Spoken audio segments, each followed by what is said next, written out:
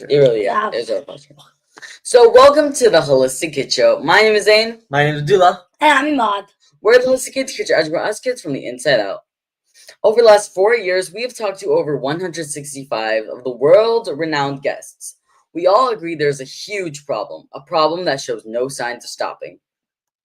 Most kids right now are actually dealing with a chronic health condition. 40% of kids are overweight or obese. 1 in 5 kids are dealing with depression or anxiety, and this is something that we see in our schools. Diabetes is on a rise. Teen girls are now experiencing a record high level of violence. They're cutting themselves. There are record high levels of sadness and suicide. 1 in 8 kids actually have tried to commit suicide. This is craziness. Close to 30% of close to 30% are pre-diabetic, and more than 40% are overweight or obese. Diabetes in kids has doubled, and it's super scary now because 1 in every 34 kids, and in some states like California, it's now 22 kids are autistic. And I know in our schools, I remember like 10 years ago, there wasn't as many autistic kids as there is now, right, Zed? Now for like 30 kids, we have like 3, so it's like 1 in 10 at least in my class. And that's why this is a national emergency. And mainstream media they're not talking about this. Our bodies and brains are suffering and silently, and those numbers are just continue to rise. And they're mostly due to what? Fake food. And that's why we have the perfect person here to talk to us today about that. More kids are eating fake food than ever before, and they were even on more prescription meds than ever before. I know now at school, if you have a problem or you're sick, the first step is to take antibiotics or get some medications. Right? Like nobody even thinks about doing that. That's the first thing that they want to do. Just go straight to the doctor and like medications. These conditions are affecting us more than our parents. These are the first generation of kids that will not outlive their parents. We need to do something about it today. This should be a worldwide emergency. It should. So it's so scary. Shouldn't our doctors be the one making change? I mean, they're the ones that we trust when we get sick. We know that doctors don't get paid for how much patients they heal. They get paid for how much patients they see. So there is really no incentive to keep us kids healthy. As our dad, who's a full-time family physician, needs to see at least 110 patients a week for his paycheck not to go half. And most doctors get paid more per visit when they prescribe medications because it increases the medical complexity of the visit. That's why we have like I said, we have the perfect person here to talk to us about that. Because if anybody knows what's happening with kids today, it's Mr. Calley Means. So tell us more about your story.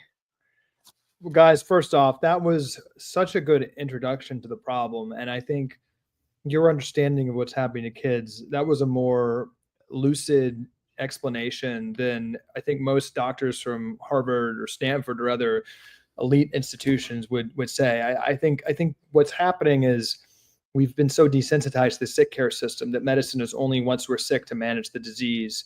I think what we're waking up to, what many people are waking up to, is that's really just wrong. There's a real incentive for us to be sick and not get to the root cause of why so many people, and that's just crazy stats to hear from your personal experience, how many people are sick. I mean, clearly this rise of autism and diabetes and cancer and obesity and heart issues among kids is unrelated, is tied to the food we're eating and different environmental factors that's disrupting our cells and our microbiome in ways we don't even fully understand. So just so proud and impressed with how you guys are unpacking this issue, again, to a greater level of, I think, rigor and first principle thinking than most doctors. So thank you. And yeah, my goal in life with my sister, Dr. Calley Means, is just to express this new vision of health where, we don't have siloed conditions that are, where kids should be, when they're depressed, given a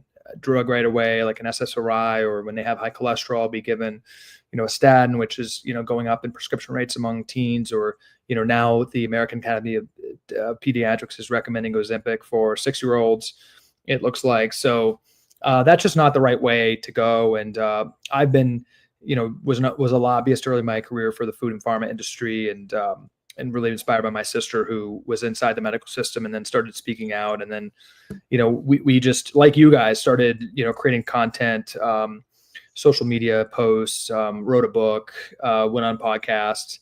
I think this direct communication is just so important to get these ideas out. And nice book, guys. And I think it's changing the world how, people of all ages are having, these conversations. So thank you guys so much, and just so proud to be on the show. Well, it's our pleasure. It really is our pleasure. Thank you guys. So why should parents and kids be worried about the healthcare system? I mean, shouldn't we trust them?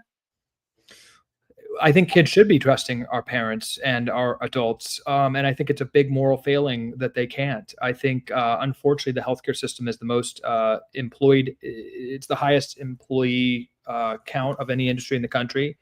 It's the largest industry in the country. And a lot of parents have their mortgages paid by a sick care system. A lot of good people and good parents are dependent on a salary that necessitates kids being sick. And I think they make various justifications in their head. But it's astounding to me talking to good people in medicine that really can't see the moral clarity of what you guys have been seeing. And I think through these economic incentives to profit from a kid being sick, it's led to an utter catastrophic failing of those in charge. Yeah, guys, we should be able to trust the dietary guidelines for kids, but the dietary guidelines say that sugar is okay for a 2-year-old. We should be able to, trust the standard of care for kids. But as I said, that's just, if a kid is sad, give them an SSRI. If they have high cholesterol, give them a statin. If they have high blood sugar, give them metformin. This just isn't right. If a kid has metabolically problematic biomarkers, we should be talking to that child about exercise, about getting out in the sun, about healthy eating, about the need to actually get off pharmaceutical products that are disrupting our metabolic health. So I think it's amazing, and curious with you guys. I mean, is it worth it to be on this journey? I think are you guys, has this been positive for your life? When I look at you guys, and I'm curious how this journey has been for you, for your health and happiness. I think we should spur this curiosity that you guys have for all kids. But how did you guys get on this journey? And has it been gratifying for you guys to explore these issues? So it was a long time ago when especially our mom, she was dealing with all of these issues, and everyone would tell her that take this pill, we can't do anything about it. So she's decided to really do this research herself. And she had all these kids, so she decided to teach them, which was really important because we are those kids, so now we are learning from it. And then basically it was during COVID, actually. I mean, we would make videos, lots of videos, but it was during COVID when our mom said, "Oh, you have all this information because of all the years I've been teaching you. Why don't you spread this to the world? Because we're bored. It's COVID. We have nothing to do at home. So why don't we just spread this information to the world?" So that really is our story to the podcast. But just to really understanding the food and stuff is really just looking into the ingredients. Why is red 40 in our? It's like we're not eating food anymore. They're just eating chemical experiments, which is really sad. So that's why we started looking more into it, and this podcast also really did help let us learn more about it. Yeah, like right now, 70% of teenagers' diets are ultra processed foods, and ultra processed foods they're so addictive that they change how your brain works, so that you can keep buying more and more and more and more. They've changed it so much that I see it in my kids as well. I mean, my classmates, that they've turned it from being a want to a need. And that's what we don't want to be addicted to these foods. Like, I know Zen, there's kids in our class that when the teacher says, if you they're so addicted to Doritos and Skittles and all of these ultra processed foods, they need them. Haven't you seen that, Zen? Yeah, actually, when when let's say there's like these games that they do, and it's not like it's like a test type games. So basically the teacher's like, okay, we're gonna do this review game. And be like, oh, okay. And it's like, there's candy involved. Now everyone is really, really trying the hardest because they all want this candy so hard. So they're like, oh, they're getting angry when they lose. They're going crazy for this candy. And it's really sad how it came to this. Wow, That's why we're on this mission. Because yeah, you were saying? No, go ahead. Sorry, this is great. No, that's why we're on this mission, to empower the people around us. Because a lot of the kids, they don't even know. What I realize is when I tell them, oh, they don't even know that there's another option to eat naturally. Because eating this fake food, we don't even like to call it real food, just like this fake stuff, has become so normalized now with teens and with adults and with kids all around the world.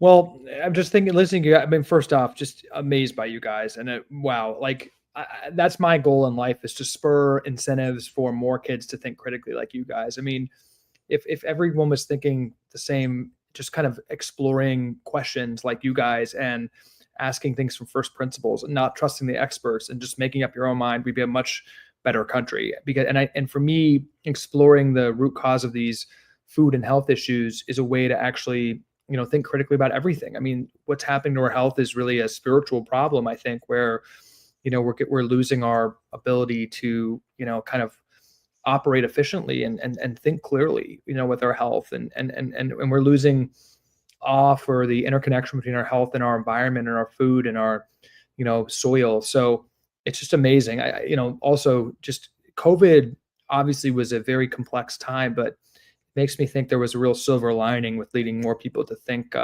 holistically. And also just like, wow, your mom is amazing and is a real hero. I really hope to emulate some of that with my young child, and do half as well as she did in spurring critical thinking. So very cool, guys. It's our pleasure. It really is our pleasure. So should we trust the FDA? Because the FDA, like the food, like if they manage all the food in the country, should we really, like, for kids out there, should we really trust the FDA? Especially in keeping us healthy? Yeah. So the FDA is important to understand. So let's get into the weeds here a little bit, because I'm working with some of the folks here on policies, and you know, I think these things are kind of like people see as boring, but I think we really got to understand these policies, and I hope, you know, your audience understands. So the FDA regulates all the chemicals and ingredients in our food. So tomorrow the FDA could issue a ruling and take any ingredient or chemical out. So they have that power. And there was this law in the 1950s passed to basically not need extensive review for food that was generally recognized as safe. Like the actual reason this law was passed was because of applesauce. It's like applesauce is generally, like, you know, we know what it is. It's not harmful. So you don't need to do an extensive regulatory review of applesauce. And then over this law was reinterpreted to mean that the food industry can self-police every single ingredient in US food. So literally every single day there are new chemicals added into our food. And the FDA recently announced that they actually don't know all the chemicals that are in our food, because the food industry, through this interpretation of the law, does not even need to announce to the government what they're putting into our food. And the way the rules work is that it's only if it's proven harm after adding the chemicals in can it be taken out, which is just crazy, right? It just doesn't make no sense. No other country does that. So these food colorings, for instance, right? The red 40, things like that. This is crude oil mixed with other chemicals in order to produce the bright red color. It's very harmful and tied to a lot of bad things like ADHD and hyperactivity. And this was just put in by the food industry, you know, without even any review on whether it's harmful. It's shoot first and ask questions later. So, you know, you have a lot of chemicals like that in our food. You know, by our count, it's thousands of chemicals that are in US food that are banned in other countries or not allowed in other countries. So what we're talking about with the FDA and why that's important is we should do a review of those 10,000 chemicals, real science, real analysis of what Europe has said about those chemicals. You know, it's not conservative or liberal, you know, to not have poison in our kids' food. And I think an immediate review of these ingredients, you know, is a moral imperative. And that is under the FDA's purview. So Right now, no, you shouldn't trust the FDA because the FDA has no real role in actually their obligation to keep our food healthy. They're allowing self-policing and literally don't even know what chemicals are being put in our food. We should, I think, in this case, get the FDA back to taking responsibility for, American food being the healthiest in the world. Mhm. And that, yeah, you were saying. So, what can the consumers? I mean, it's really interesting how the FDA does all that. Because then, what's the point in the FDA if they don't even actually care about our food? So, Yeah. I was gonna say, like, it's craziness because some of the chemicals that they've actually let through, like Red 40, are made from stuff like petroleum. Exactly. It's literally petroleum. That's what it is. Caramel color is a caramel color leads to cancer, and this was research done by cancer researchers. Stuff like blue 3 that are in like blue Takis, right? Mhm. They're carcinogens. Literally, and we wonder why cancer rates are exploding among kids. Yeah, I think that the FDA serves a negative purpose now and should get back to this again. It's just like what more foundational role do these regulatory bodies have than to look at these bright blue ingredients that aren't allowed in any other country and just say, no, that actually the science says that isn't right. This is a role of government and regulatory institutions, and they've been totally asleep at the wheel. I mean, I think a big part is because the food industry is able to get a lot of funding into the FDA. I mean, the FDA is largely funded by Pharma. They have a nonprofit foundation that's tied to the FDA that can accept money and does from food companies. So I think you've got this really problematic set of incentives that I think there's an opportunity to really set back to being at a stance of taking on these issues for kids. So 12% of nearly 73 million children and adolescents in the United States today struggle with food addiction. 18 as fake food makes us crave it. Ultra-processed foods do not just get through the body quickly, but they also get through our brain quickly. Yeah, and actually, it's something called the rate of delivery. So the rate of delivery in the drug world is how fast the drug hits your brain, and the how fast. So the addiction, how addicting it is, actually relates to how fast the drug goes through your body. And when it comes to pre-digested food, those actually go through the body so fast that they contribute to the addiction. And that's when you add the right amount of salt, the right amount of carbs, the right amount of fats, you get this irresistible product that people are not going to turn down because it tricks their brain into thinking, oh, I want more and more and more and more. And that's why we want and that's why we're attacking like Kellogg's and stuff, Kellogg and Kraft, because they know this stuff. Kellogg's and Kraft, they've actually made trillions through the manipulation of like food science and food scientists, and ultimately us. I mean, we're basically eating flavorful garbage. So, is there any way that we could change this? Like, I know it seems like a big. We talked to Food Babe, and we would talk to her about. Is there any way that we can change this so that kids can eat better, like real nutrient dense food again? Yeah, I mean, well, Food Babe is just such a hero. Vani, she's just amazing and so cool. You talk to her. Yeah, where my head goes, guys, is parents want their kids to be healthy, and we basically just lost our way in that we've been recommended addictive, harmful food, and I think you hit on it. The food and ultra processed food, the reason it's harmful is because it's engineered to be addictive. You have scientists working really hard for the express purpose of making ultra processed food. You want to eat more to hijack our brains, to hijack our satiety signals, and that's a factor, and that's a dynamic. I mean, the addictiveness for food is the same as a drug addiction. We can see that in brain scans. So that's happened, and then our regulatory agencies and our scientific agencies haven't called that out. They actually recommend food. So my head for the answer here goes a lot to the USDA nutrition guidelines. again, I just can't express this enough how wrong this is, in my opinion. But the government nutrition guidelines recently said that a diet 93% in ultra processed food for a child can be healthy. And they say that, these various, ultra processed food and sugar and all this stuff is added sugar is healthy for children. So if there was simply a scientific report and guideline from the government that children, let's just take sugar, should not eat added sugar, should be discouraged from that. Not a ban, but just a recommendation.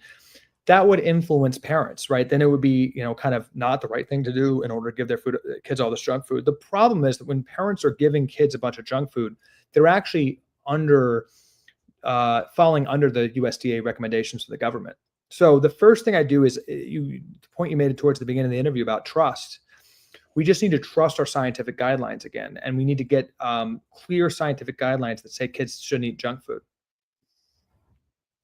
And that sounds so simple, but I think it is. I honestly think it is. I think bad forces make it complex, but it actually is simple. Yeah, it's because it's all about money. Uh-huh. So how can we as the consumer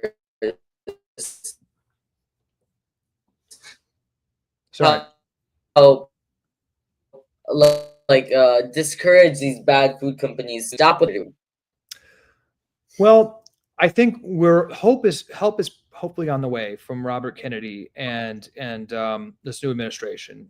So I'm working, helping him as much as I can, and hope is hopefully on the way from the top down. From the bottoms up, it really makes a big difference where our dollars go. And I know there's problems with affordability, but I think it is possible, to eat a healthy diet, to limit ultra processed food in an economical way too. And I think if kids can push their parents, to get the processed food out and to get the sugar out and to clean up the food in the house, I think that goes a long way. If these companies see a 5% dip in sales, it really impacts those companies. And so, it's a cliche, but and it's a simple answer, but we've got to vote with our wallet. And I know most kids are not seeing this, and I know you guys are probably still outliers, but kids speaking out and kids driving change here makes a big difference. Yeah, we're definitely seen as weird in our schools. Really? Yeah. Well, that's because most of your friends are addicted to drugs, honestly. I mean, this is a drug and addiction crisis with food. And I think shaming people for not poisoning themselves is the same behavior an adult alcoholic exhibits, kind of making excuses for why they're hurting their bodies with their, drug. We kids are being brainwashed by big food and big pharma. What can we do to take charge of our health today? Where do we start? Yeah, I mean, I think our book talks about simple principles, and I really do think it is simple, guys. I think it's the basic principle. Love it, guys. So the first chapter in part 2, which goes into a plan, talks about biomarkers. You guys probably get blood tests at physicals, like kids do too. And 38% of kids, teens have prediabetes, which means your blood sugar levels, which you get, your fasting glucose, which you get from your blood tests at the free physical, are in a high range. There's high rates of obesity and high cholesterol and high blood pressure. So the book talks about that, and we really got to just play a game to get our biomarkers under control. Now, how do you do that? I think with food, it really does revolve around 80% of your diet being whole food that's not in a bag. Before we get into any type of diet or what to eat, if you can just get whole food and limit ultra processed food as much as possible. One simple metric kind of formulation we have is if you can just get 3 things out of your diet, which is added sugar, fruit's okay, but added sugar, seed oils. I really do think seed oils are very problematic. They're the cheap oils that are in a lot of ultra processed food, but that's like canola oil and soybean oil. I think more research is going to come out of this. They're very highly manufactured and processed oils that aren't natural. I think that is a big issue. And then processed grains, highly processed grains like enriched flour and wheat. I think a big problem and kind of hidden sugars. So if you can get those 3 ingredients out of your diet and then search for whole foods, I think you're doing really well. I think really being active. I think kids are very sedentary right now and not moving enough, but staying active, getting 30 minutes to an hour at least of movement every day, and standing up a lot and walking around and not just sitting at a desk or chair for hours at a time. Getting sleep. I mean, getting your sleep dialed in. I think that's very important.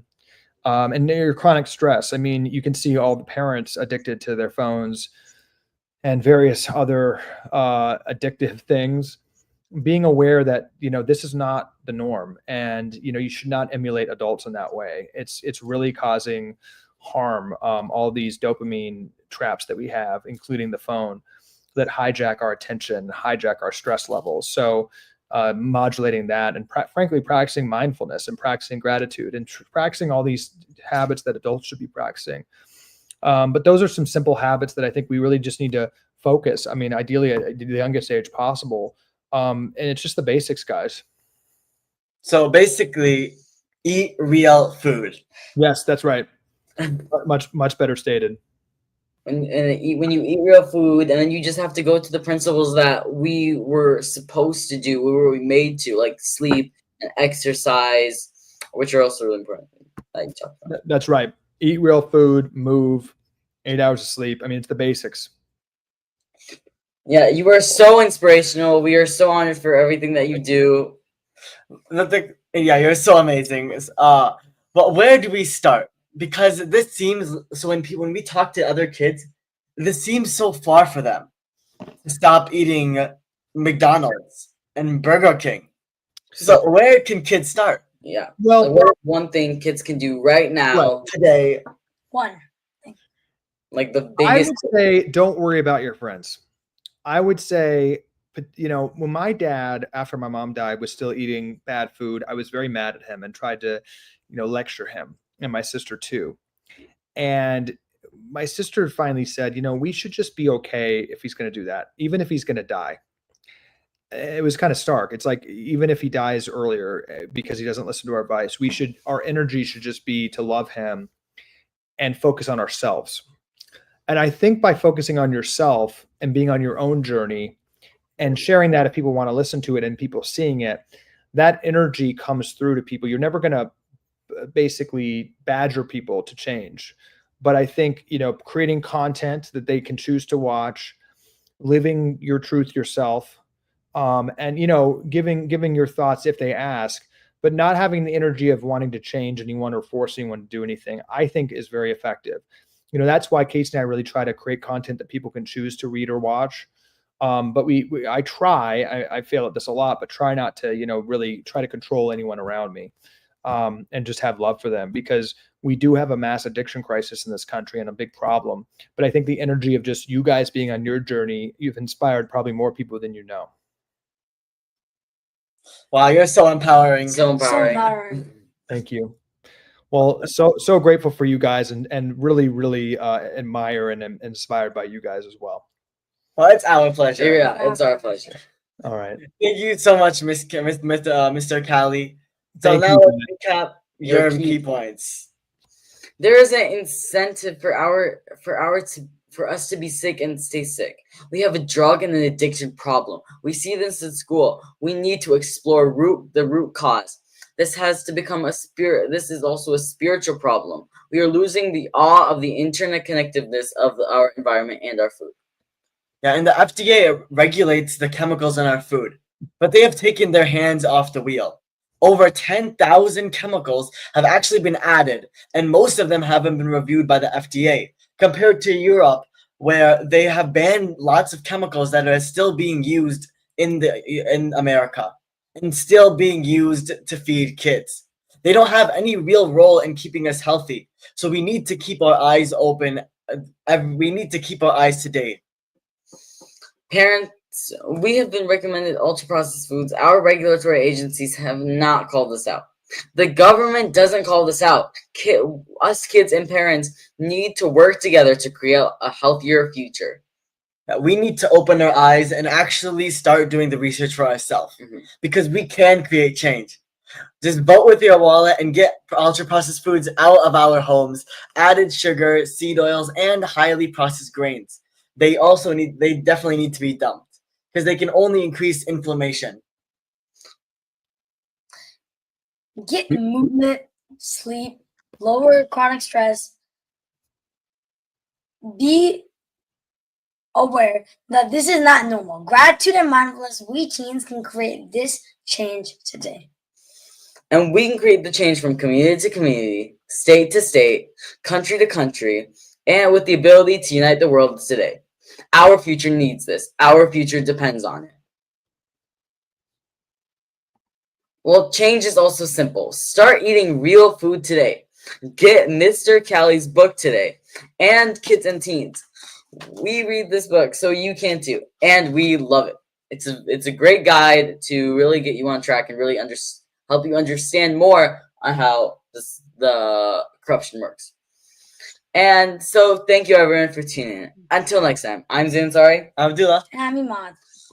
Follow my family on social media, Holistic Mom D, and look out for my mom's book that came out last week, Adam's Selling Adventure, Fake Foods versus Real Food. Actually, no, a long time ago. But then focus on and stay tuned for The Teen Health Revolution releasing 2025. Kids need to learn from other kids. Please download our podcast and iTunes and leave reviews so other kids and families can benefit. We need to create a healthy future for all of us and the planet. Join us next week for another episode of the Holistic Kid Show, where kids are empowering kids. Thank you, everyone.